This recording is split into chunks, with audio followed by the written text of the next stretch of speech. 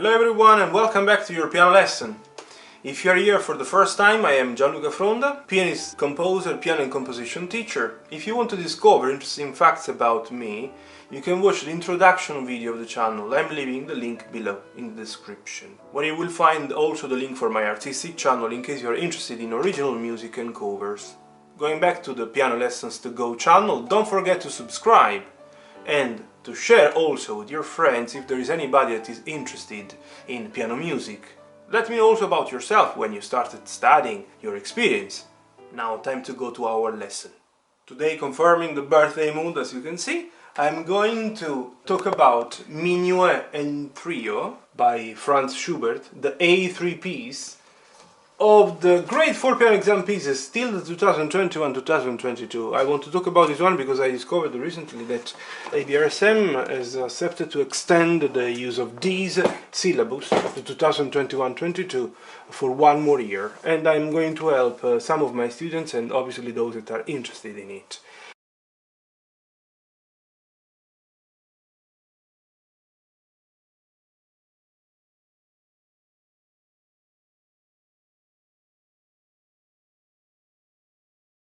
I have to admit that it's a very complicated piece. Glad that many of you have chosen. Needs really lots of time and dedication, for many reasons. From the complexity of the piece itself, that is due to the thirds, these double notes that you have, to some passage, especially in the trio, because the first part is the minuet or minuetto, and then the second part is the trio, where you, at the end, you go back to the minuet and you end exactly here. This, for example, especially the second line, is quite tricky. I've changed a little bit some fingering. You might take advantage of the fingering that I've written down and copy. Probably could be even more complicated for you. I found this one, the one that I've decided here, the easiest one for me, I have to admit. But anyways, you will play in the way you think is better for you. Obviously your teacher, if you're not my student, your teacher will suggest you the best one. If you're my student and you want to try this one, you're more than welcome. Before I play at the final speed that is 104, I want to simply invite you to remember one thing. When you have thirds like this one, so two notes should be played at once with one hand, you have to really do your best to play them at the same identical time. You have to push them down exactly at the same identical time. When it's 1-2 or 1-3, it's quite easy. When it's 3-5, could be sometimes complicated. So there are many technical exercises that can be done that we are all avoiding today, I believe, or many teachers are avoiding because of the lack of time, and the lack of time that you also have. But for example, a very easy one that you might make is the one of breaking these thirds in this way, doing or then speeding up and then doing your best, but this is really something so basic. And then try to connect them. Problem is exactly when you connect the thirds. At the beginning you might do indeed or, and then before going straight to the two thirds you can do and play just one note, and then the second, just the D. What am I doing? Playing the first time, the first two, and then the bottom one. Then the first two and just the top one, just to start getting used, getting ready. And then, as I said, the bottom one, then all at once, and then many times.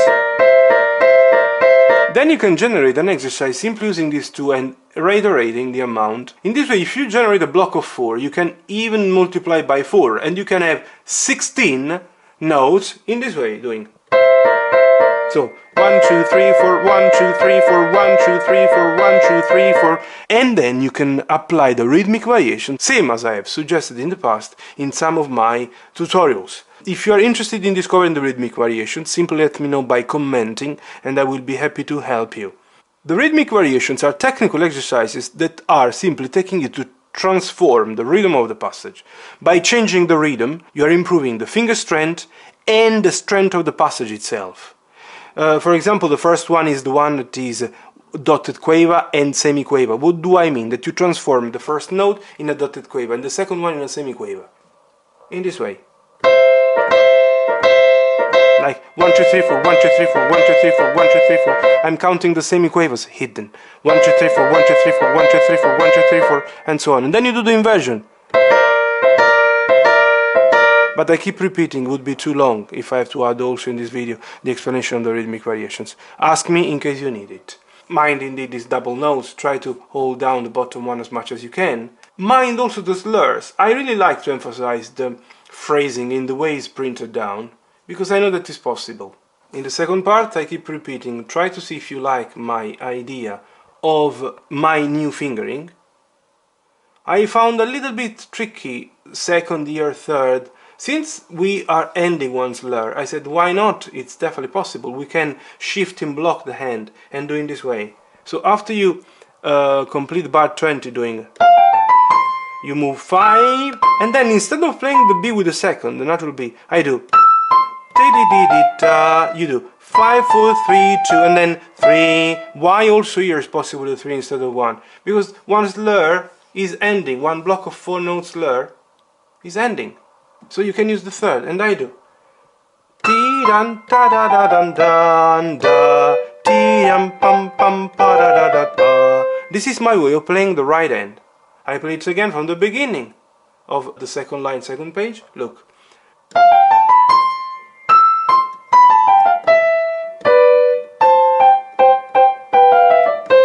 Maybe to help the camera capturing even more the notes, the fingers. I'm moving everything 1 octave lower. Pay attention, it's not the right place here to play it. I'm doing just to help you understanding.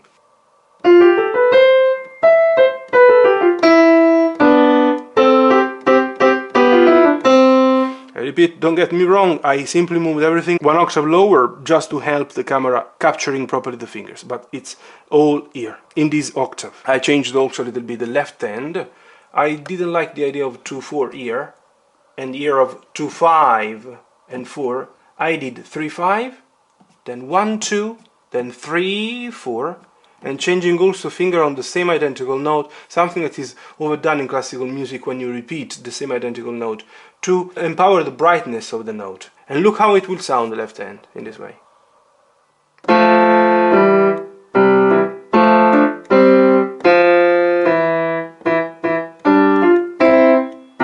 I do it again slightly slower.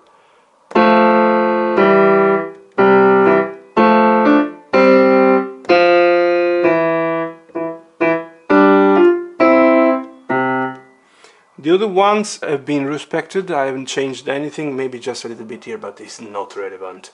Here some clarification, but no changes. The only line is this one. Now I'm going to play it at the final speed for you.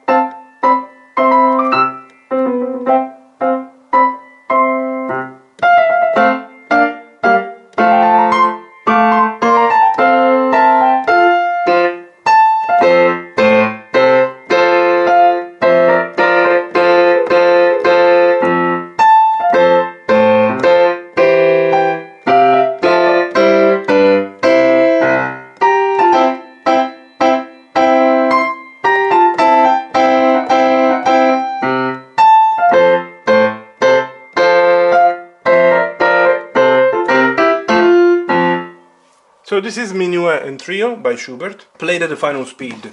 Now, as usual, I want to play it very, very slow for you, to help you even more understanding what I've done and what can be done, including obviously the changes. I have played according to the changes that I made here, and I will do the same now, playing it slowly. Now I will play at exactly 104 per quavers, so exactly half speed. The speed is 104 per crotchets, and I try to respect as much as I could in the fast performance. Now I'm going to play it at 104 per quavers, per half beat. It means 52 per crotchets. But I am using the metronome at 104. Obviously now I'm not going to mind the dynamics, it's all about the fingers, the notes.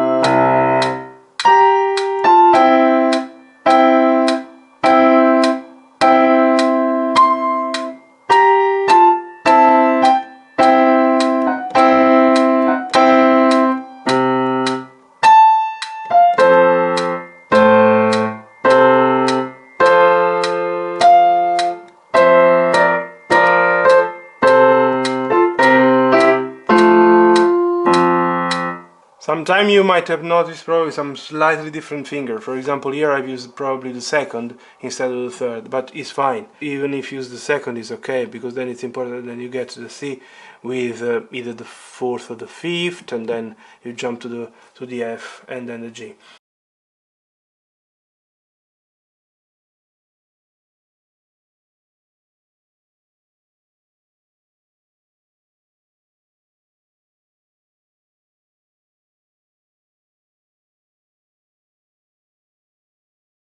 I don't think that there is anything else that I should... I mean, I might mention billions of other things, but I don't think that it's clever to mention many other things. Remember what I mentioned at the beginning regarding the technical exercises that you might apply to the thirds to improve the strength, finger strength, and the evenness then at some point of the passage, the brightness of the notes. Remember my suggestion regarding the alternative fingering for the second line of the second page.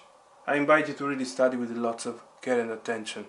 Is a tricky piece, where the sounds are very important. Even though, for example, for the slow performance I said that I wouldn't mind that much the dynamics, the instinct was so strong of respecting the pianissimo at the beginning of the trio and then to change a little bit. So the first part, indeed, you can see that there's just one dynamic, forte. That's all. Plenty of slurs, two note slurs that I think that I've reproduced, respecting them strictly. The second part is the one full of different sounds. Pianissimo, mezzo forte, piano. So it's quite tricky, the second part. That's why spend lots of time thinking and study small sections. My advice regarding the method is the one of studying beat by beat. And beat can be either a bigger amount of bars or a small amount of bars. But to be very honest, the students that are studying with me, they know that sometimes I suggest to study even 1 bar or 1/3 of bar. Why do I say 1/3? Because this is in 3/4. The minuet is a dance that is in 3. And many times it's needed to study just 1 beat of the bar. Anyways, if you have any question, feel free to comment to let me know how things are going. If it's the first time you're landing on my channel, thanks to this video, don't forget to subscribe, and see you in the next one. All the best.